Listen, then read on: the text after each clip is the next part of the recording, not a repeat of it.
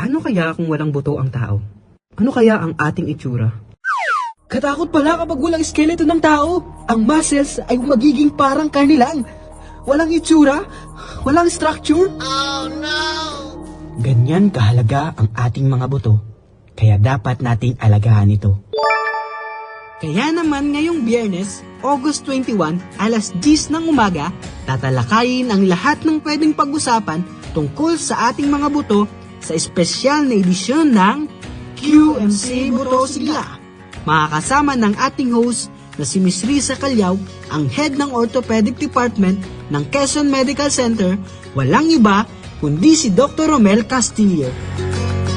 Kung mayroon kang gustong itanong tungkol sa bones o buto, ipadala mo na sa amin yan sa aming FB page o sa hotline na 0920-593-0336 para masagot na yan ni Dr. Castillo para sa'yo ng live na live.